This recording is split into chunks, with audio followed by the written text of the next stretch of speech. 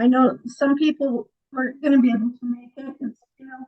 Weekends are just busy. Everybody's got everything going on during the week, and the weekend comes, and it's like Saturday, we've got things to do with family, things to get done. Just so you know,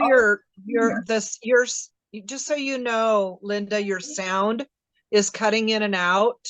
Don't know if you can change anything with your speaker. I can actually. Let me go get my headset and I'll be right back.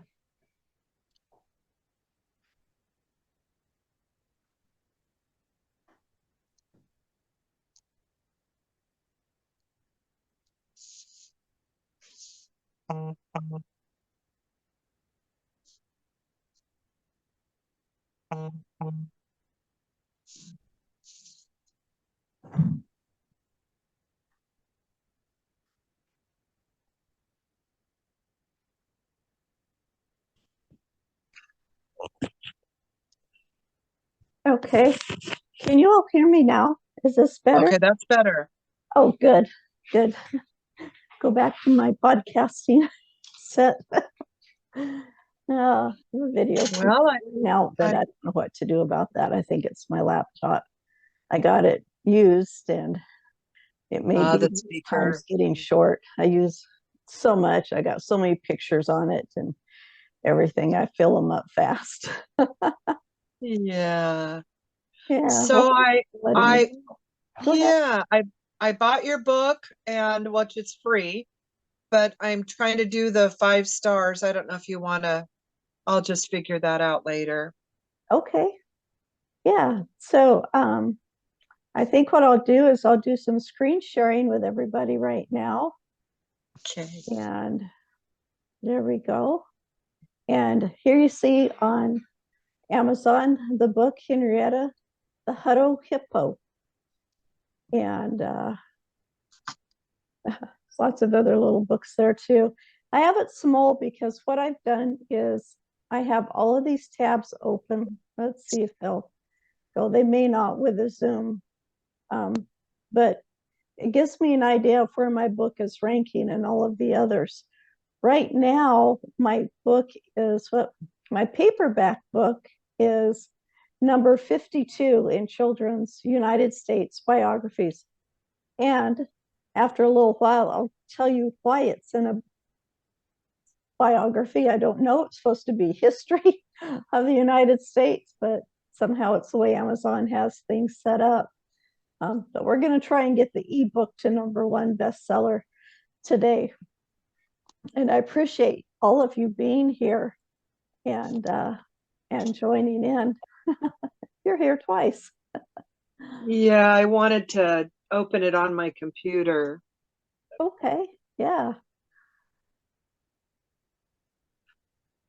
So do any of you have any questions before we get started? It's okay to go ahead and unmute yourself and we can just have a good conversation.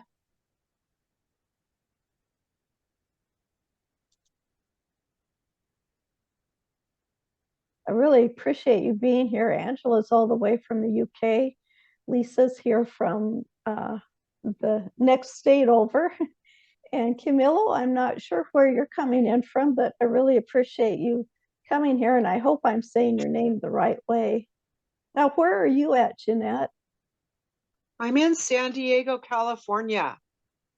Oh, nice. Nice and warm. Yeah, it's a little cool here, but yeah, it's good. Yeah, we just got over an ice storm. Yeah. You just what? Got ice? Yeah, we had this huge ice storm for 3 days, and everywhere trees are broken down. It looks like a war zone. There's so many trees that are split apart. My husband said they had one tree at work. It's a huge tree.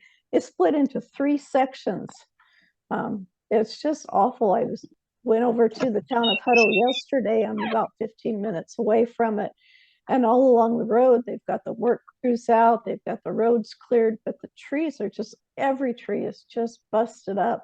I even saw a power that was twisted and torn apart in the middle and laying on the ground. Just crazy that It would So, rain and freeze, and the water gets in and it freezes and just splits things apart. so that's not normal for where you are. From what I understand, it it does happen, but it's not an every year occurrence. It's just every few years, kind of Mhm. sporadic, like my video. Yeah. Oh, but that's all right. That's all right. Yeah. So again, I really appreciate you all being here so much. Um, and oh, it's quarter after, so I'll give you. I'm just trying to decide when to tell you about the behind the scenes in the book. What brought it about? I will give you a little bit right now. We came to Texas from Idaho in October. Sudden move. My husband got a job down here. They moved us across the country. Well, we moved us across the country and didn't know what to expect. So we were out looking for property around the area where they're building a new building and where that was going to be. And we kept seeing all of these hippopotamuses all over this town. And it's like, what's up with that? None of the other towns had icons all scattered all over. It was just kind of weird. So I asked somebody and they said, yeah, it has something to do with a hippo escaping a train. And I thought, well, that's interesting. And then we found out a little bit more about it, and we ended up going to the Hippo Cafe. Thank you, Angela. I see that you bought your ebook copy. I appreciate that. Thank you so much.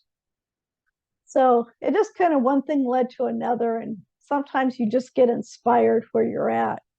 So I set up a little PowerPoint here to kind of talk about it, and let's just go ahead and go into the PowerPoint and see if we can get it started. There we go. So in the town of Hutto, it used to be small town like all small towns. Now it's really growing. It's expanding towards the Austin area. And you can see that they have the train tracks. This is the green line going through the middle of it. You'll see the hippo, the mural that they have. It's on the side of a building. And over here is the Hippo Cafe.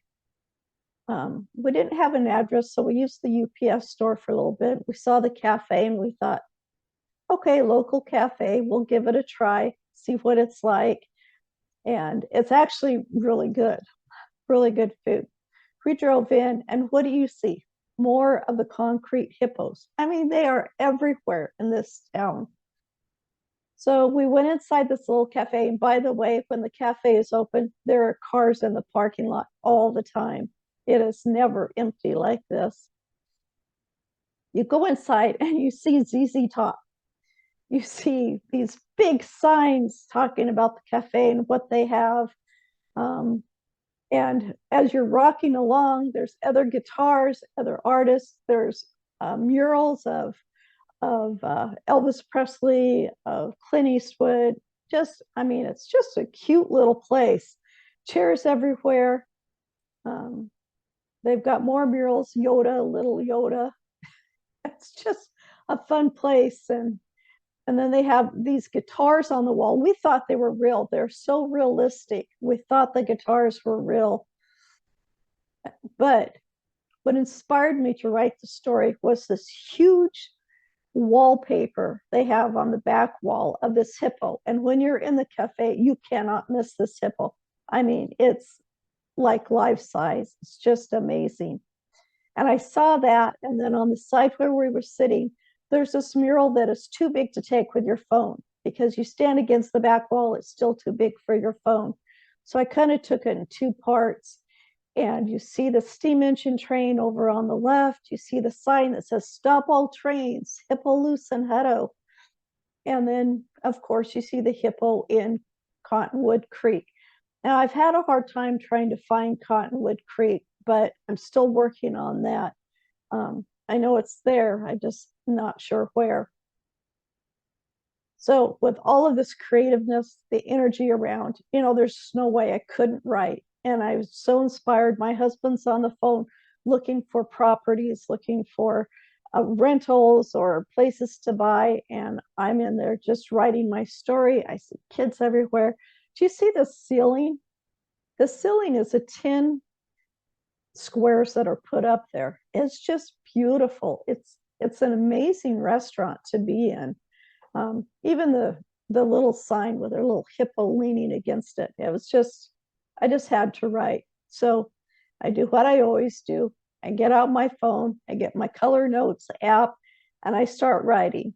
Now, something I noticed today that I hadn't noticed before is the date that I started writing this story. By the way, the girl in the bikini, that's my exercise program. But the date is November 21st, 2022. And what struck me most about that is that's our oldest daughter's birthday. So I actually started writing this on her birthday, and I thought, well, that's pretty cool. So now, as the famous Paul Harvey would say, and now you know the rest of the story, almost. I had to do my research. I found information about the history of Hutto and the hippo, and I found a place where you can find the hippos. And then I had to write down what did I really want to happen with my book. And so there I am in color notes, and I've got the new book, the title, all the stuff that was going on. And all my 30 years of genealogy, I do lots of research. And so I found a whole page. Do a Google search on Hutto hippos. You found all of this stuff about hippos. There are hippos everywhere in this town. I found the one that said the legend of Hutto, but I also found an interactive hippo tour map. Now, the map itself shows the hippos. It only goes through 51 of them, but it shows the different ones they have. I love the one that's over here that has pipes coming out of it at the auto shop. I thought that was creative. The big one is this big H for Hutto. It's got little baby hippos with it. And at the mural that they have, there's even a little hippo there. So this is what the concrete hippos look like. Some have their mouths open. Some are smaller that look like baby hippos, but most are about this size. It has the artist's name in it. On this corner here, his name's Daniel, and I can't remember the rest of his name. But people paint these. They decorate them. They put saddles on them. I mean, it's just hilarious. So I thought, well, I'd like to make a hippo out of books. So I had some children's books. I went to the secondhand store, got the ones that are kind of torn apart, falling apart, and I made me a hippo with a little fuzzy tail in the back and its mouth open in the front to feed it watermelons or whatever. Just having fun. So this is what inspired me to write this book. I've got this wonderful, wonderful illustrator off of Fiverr, of all places, and she's over in Sri Lanka. She did such a good job. If something wasn't right, I would tell her, she would redo it. It was just a really good experience. So I'll stop screen sharing there. So Jeanette, I know you have a book. What inspired you to write your book? Well, probably my family. My family, and to be able to get my story out there. Because it's kind of a specialty book. Well, I kind of had a lady comment on it last night. It's really for everybody, but it's about family. It's about, so we lost our son, and just also, I think the inspiration also was, that he's never forgotten. And it kind of leaves a legacy for my family because each one of us wrote in it. So it'll go to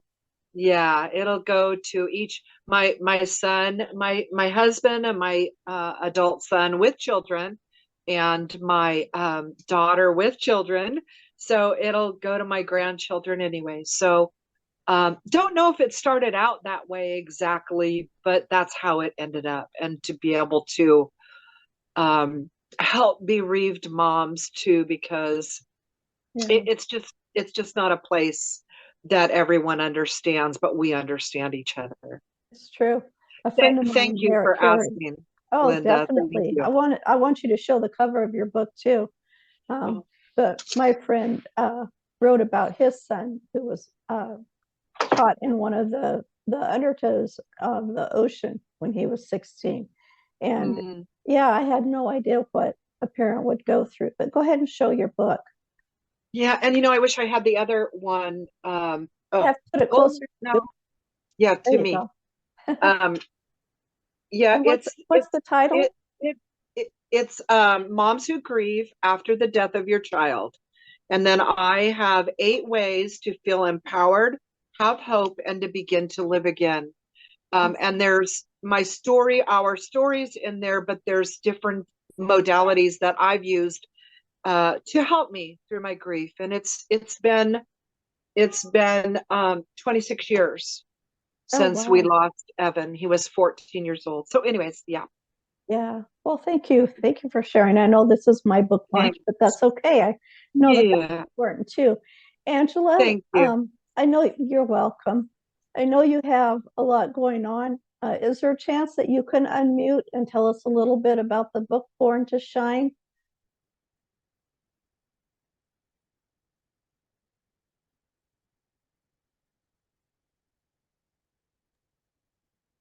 Sorry, who were Hi, you? hi, Alice. Sorry, I had to keep my kids in order over here. That's okay. Yeah, so Born to Shine is an amazing book. I thoroughly enjoyed writing it.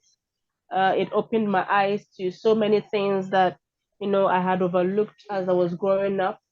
I never realized that I was a highly sensitive person, and certain attributes that I was exhibiting was due to that trait.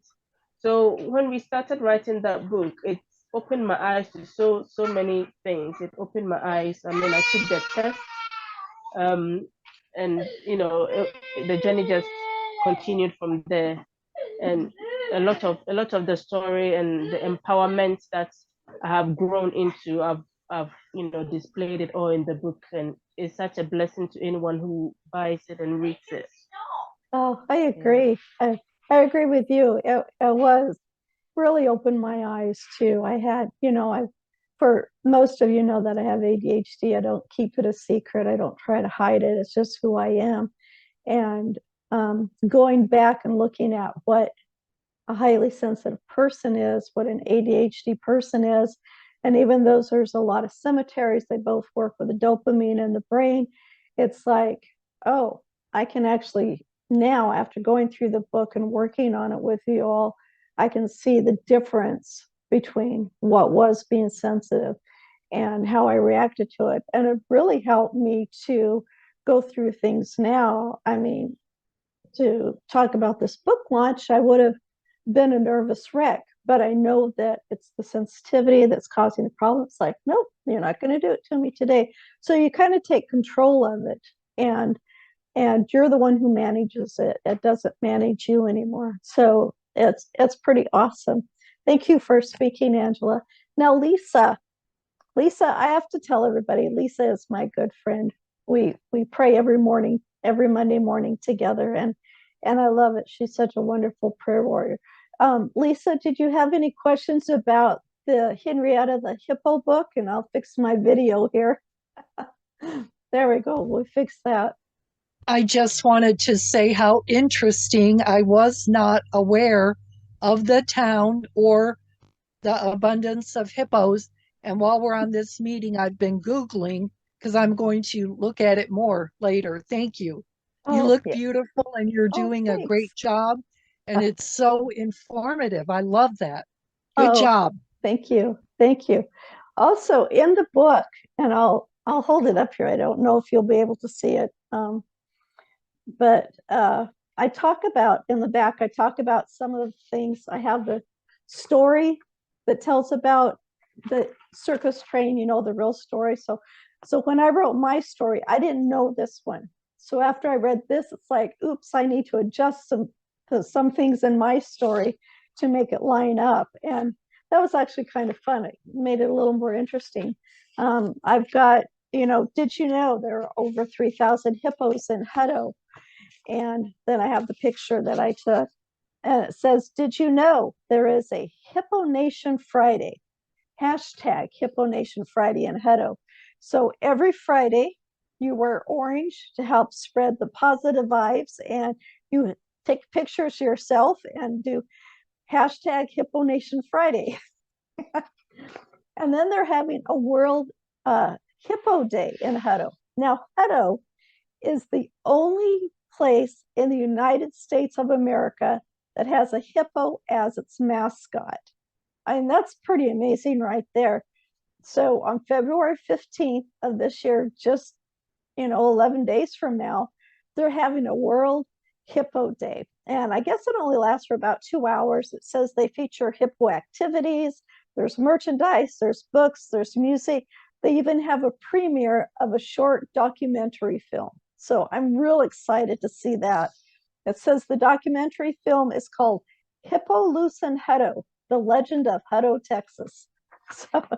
So that's pretty exciting. And then I have on page 40, did you know there is a Hutto Hippo mural? And this was written back in 2013 before the mural was done. It talks about they're using artist Suzanne Husser, who's going to complete this 8-foot by 16-foot mural. And then I have pictures that I took of the mural that are in the book too. There you go. And then it says, did you know there is a Hippo Cafe? And I found out on this hippocafe.com that Scott and Stacy Feller are the owners of the cafe, and they do so much for the community, for the schools, the scholarships, and what's going on. So, I love it when you have something local, but you give back so much. And then I have pictures of a train in Hutto, and it has the mural there, and every train has this little sign, and it still says Hutto. It's not fancy or anything, but because we were here over the holidays, one thing that I was surprised, every town has all these signs and banners and everything they put up. Well, if you look here, let's see if I can get it close enough and keep it going. There we go. Oh, just lost it. So on the post is this sign, and it says, only a hippopotamus will do, with music notes under it. So they celebrate that song by right here. There's a hippo underneath the mural that's painted. And it's just a fun place to go visit. I really enjoyed writing this book.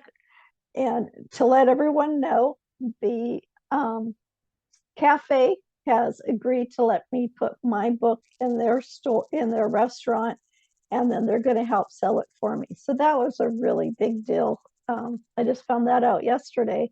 Yeah, Jeanette, I agree. I am so excited about that. I'm still talking with City Hall. They have most of their funding and everything set up already.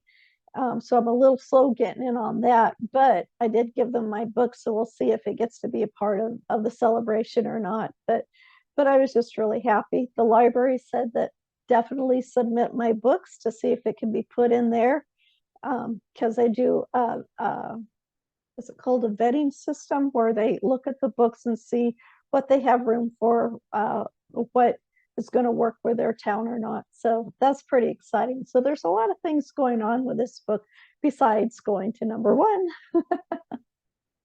That's really exciting. Did you get your town in on getting your book and doing your launch here today? Did you? I did let them know about it. I know that they are so busy. This is just a really big deal, and their town is growing by leaps and bounds, especially where Samsung is putting in a huge complex, I guess you could call it, in between Hutto and Taylor. And so everything is just growing, and it's just expanding so much. So I will talk with them again this week. I was hoping to get the little gold star on there that says #1 and present that to them just as an added bonus, because I love this. This is such a fun project. I didn't even think when I wrote it also I did, I thought, I'll write this book. What a fun little book. But I didn't even think of all the implications it could be and what a big deal the hippos were. I mean, they obviously had to be a big deal because there's concrete hippos everywhere. But just so much going on with this book, and I love meeting new people. I love understanding, more about the community. The one thing moving down to Texas was tough because I know nothing about Texas except they have Longhorns and a football team, and that's it. And it's big, and everything is big. To me, everything is different in Texas. We've got mud everywhere, and it's clay, so it sticks to everything. But it's beautiful down here. The wildlife is just amazing. I've seen birds here that I've never seen anywhere else. We've got one, I'm not sure how to say the name right, a carcara bird, and it hangs out with the vultures, and it's here all year long. I mean, it's still here even past the ice storm. They do have the mockingbird that's here. It's beautiful. It's not afraid. It just kind of comes out and says hello every morning. It's just so much fun. Yeah. And we've got a grackle that sits out on our post, and it makes so many different noises. I had no idea grackles were so versatile. Though we've also got a hawk that's up on that post every afternoon. So it's pretty exciting. And I can say that we are now the proud owners of our own Texas Longhorn. So we have a mama and her baby. And it's beautiful to see her out there. I'm just really thrilled about it. So I'm going to take a quick check here and see how things are going on the book front. But it might be a little bit slow because I've got the Zoom. It takes a while there. So how many books do you need to sell for this to go #1 bestseller? It really depends on the category that it's in. So some it's not very many, some it's a lot more. If I want to be #1 overall, I've got to sell like a few thousand. Oh wow. But that's out of everybody, and the whole world is putting books on Amazon. So that's a lot. But that is. yeah, but after we're done here, Jeanette, if you want to get together, we can kind of talk about some of the behind the scenes of doing a book launch and working with Amazon, and it's just a lot of fun. I tell you, I joined this. It's called Bestseller on Fire. And James Malinchek has been on there. I have learned so much through that. It's been good. It's encouraging. Everybody that's in there is encouraging. It's great to be around other authors who are new and other authors who are not so new. And I love that we're helping each other out and going through that. Thanks, Lisa. You purchased it. Yay. So yeah, and the big thing to answer your question, Jeanette, is you have like a 24-hour window from the time you start your launch, and during that 24 hours, it all counts towards the books. So the big thing is you have to keep watching it because Amazon will not tell you, hey, you went #1. You have to pay attention to that yourself. And I can understand that because they have so many authors. There could be 20 authors in all the different states, that are doing a book launch right now, and it would just be tough to keep track of all of them. But yeah, it's definitely fun. I enjoy writing. This is actually my second book.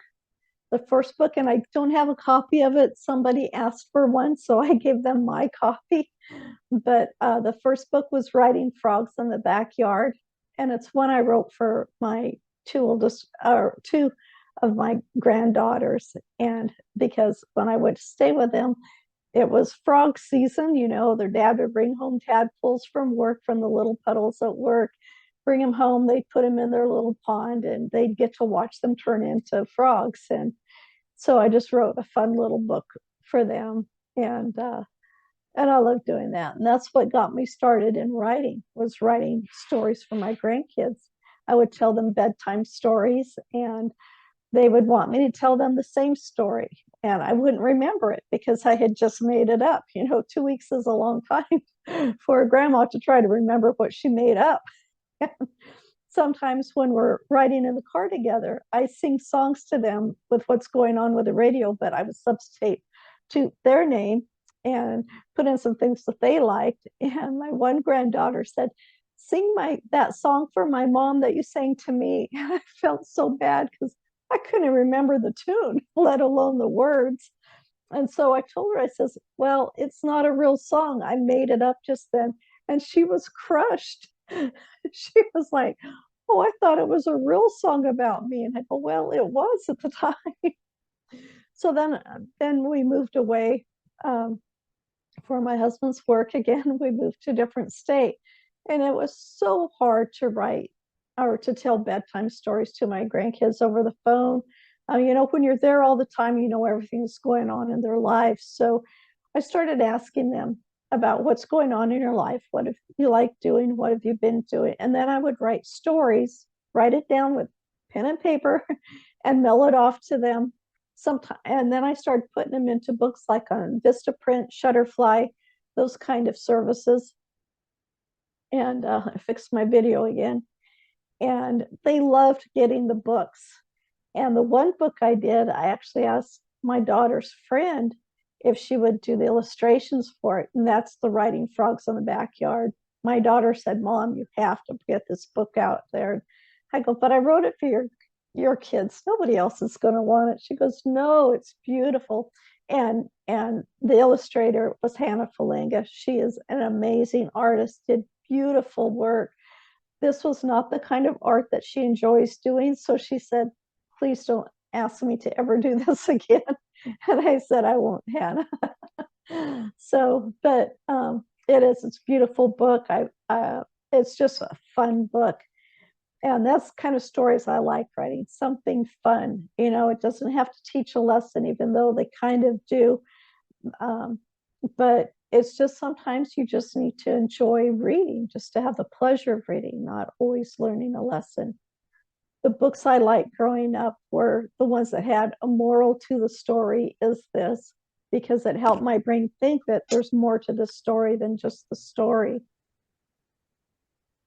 So can you tell me the name of that book again, the frog book? Oh, yeah. Writing Frogs in the Backyard.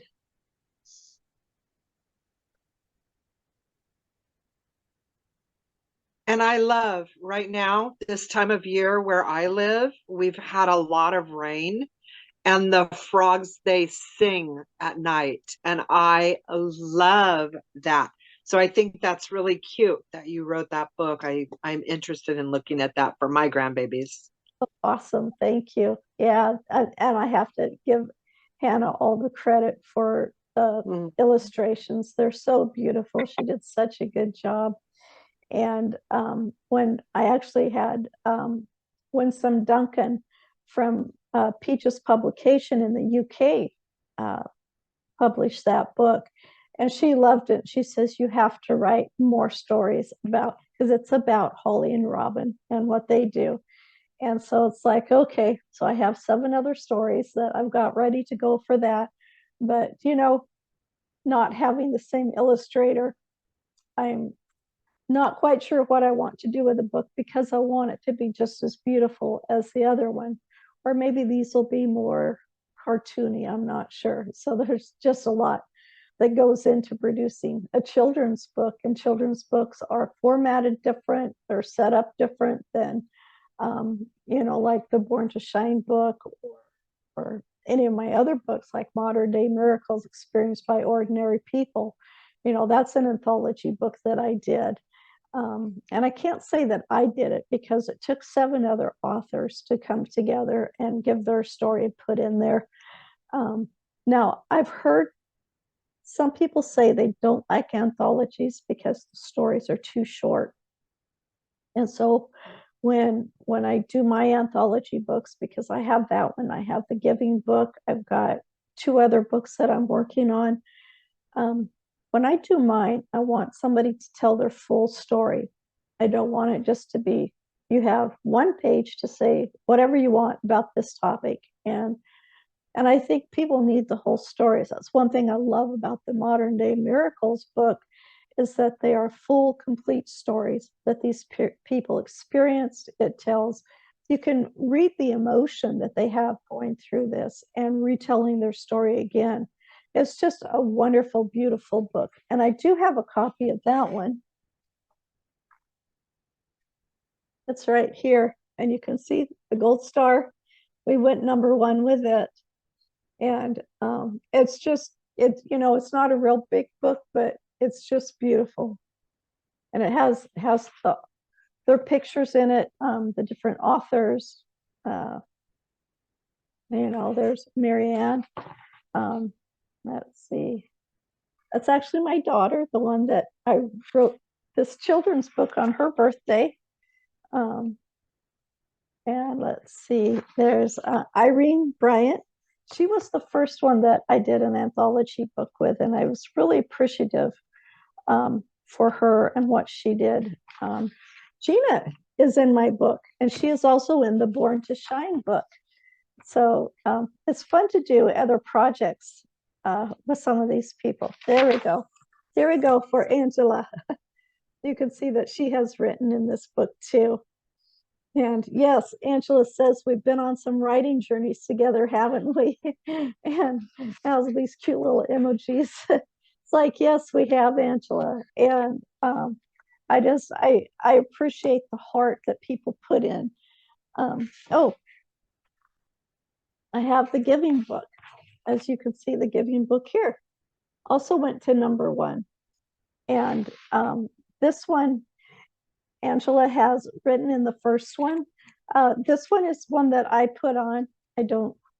It's just a lot of different stories by different people. And this book is great because you can write about anything family friendly, but anything that has value to people. So I keep saying I have, and I don't mean it that way. One of the contributors, Trina, is in Canada. She wrote in the first volume and the second one. And because she was able to write a little bit, she is actually inspired now to write her own book. And she is writing her own book. And that just fills my heart. That's what this is all about. It's inspiring other people to get going and just do what they want to do. You know, this whole world is new to me. Last January, I saw this advertisement to join this group on Facebook that will teach you how to sell a book and how to be a better business person, whatnot. And I thought, well, that's for me. And I had no idea what this world was all about, what the business world online even was all about. It was just so fantastic. And the one thing I heard that I thought was tragic is that there is a place, and you might have heard this already, but there is a place where there are dreams that are just amazing. And you can go there. It's called a cemetery because it's full of people who had dreams that they never did anything with. And so for me to hear that Trina is now writing her book because she was able to write just, you know, a little story twice, just fills my heart to give people a voice. You know, the podcast I have, Alive to Roar, I have people, I've given the opportunity for people to speak on it, and some of the speakers had never spoken ever in their lives. So this was a chance for them to speak, and it gives them a chance to be relaxed because we just talk like we're talking now, and they get a chance for their voice to be heard. And I love to just watch them come alive and just feel comfortable and talk about what's really deep on their heart and adding value to people. And I really hope, you know, that even though it's a children's book, Henrietta, that's hippo, you know, at one point the animals say, you know, it's hot in here. We want our train to get going. Come on back in. You wouldn't want to be locked up in here and while we're out there playing. And so, there was a little moral of the story in that one. But yeah, it's just fun. It's just fun. I enjoy this so much. So did any of you have any other questions about the book or the process or anything?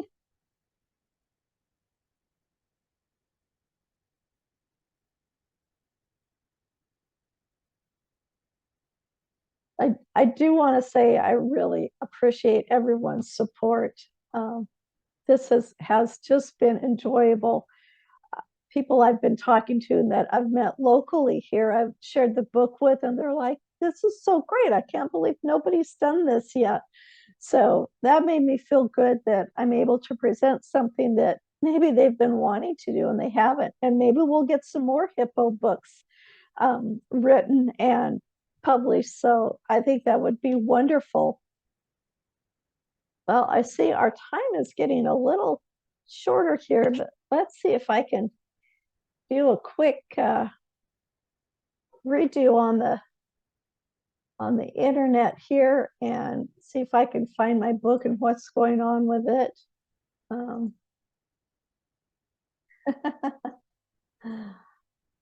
Oh, there's so many great books that are out there. I love it. Okay. All right, Henrietta. There we go. There we go. Well, I don't think I'm having very good luck with my internet. But, oh well, that's okay.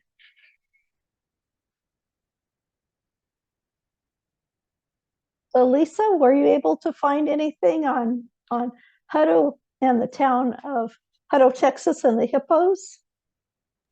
So I just looked at it briefly. I wanted to devote my attention to you. And when we're done with the call, I plan to research it more. Oh, awesome. Awesome. But what you put out there was intriguing. You put a description, I think it was on Facebook a few days ago. Very, very intriguing. Oh, good. Good. That really draws. Yeah. So I put the link for the book in there again. And I'll put it on the replay when I put this. I'll put this on YouTube, and then we'll also put it up on Facebook again, and probably on LinkedIn. And I'll include the link for the ebook too. I really thank you all for being here. This just does my heart good to see the support from you and the interaction. That's I love doing that. I love being able to talk with you and find out what's going on with you and what's inspiring you, and being able to have the chance to tell my behind the scenes story with this book and the writing the frogs book. You know about that one too, and some of the other things that we're doing. It's wonderful. I don't know how to thank everybody except saying thank you, and I really mean that from the bottom of my heart. Thank you too, Linda. It was really nice to meet you. Oh, you too. I know we've talked back and forth, but it's the first time we really got to really talk with each other. Yeah, because we get to hear the author's heart. Yeah. We get to hear Linda's heart. And it's beautiful what you've done. And it's beautiful what you've shared with us today about you. Oh, wonderful. Yeah, wonderful. So nice. Well, and for those that, when you're done buying my book and getting us to #1, be sure and check out Jeanette's book on the 8th of February. And it will be, I'm excited to be there for your book launch, and check out the Born to Shine book. Oh, definitely. Yeah, definitely. Yeah. All right, so we're going to wrap it up. I know we only have about 4 minutes left, but I think we'll go ahead and wrap this up. And thank you again, everyone, for being here. Thank you for those that are watching the replay. I really appreciate that. And thank you for all of you who have purchased the book and who will purchase the book. I really hope you enjoy this as much, if not more, than I've had writing it. It was just such a delight to sit there in that cafe booth and write the story and then do the research and adjust the story so it made sense for what really happened. And it's just enjoyable. I wish my grandbabies were here so I could read it to them, but I'm going to read it to them tonight when I give them a call. And so we'll see you all later. And thank you. Thank you again. Bye, Linda. Bye. Thank you, Bye. Linda. Have a great Thank day. you. Oh, you too. Thanks for showing up. I appreciate it. And blessings over your book. Thank I'll you. be praying for it today to go #1 bestseller. So, number one. Yes. Yeah. Thank you.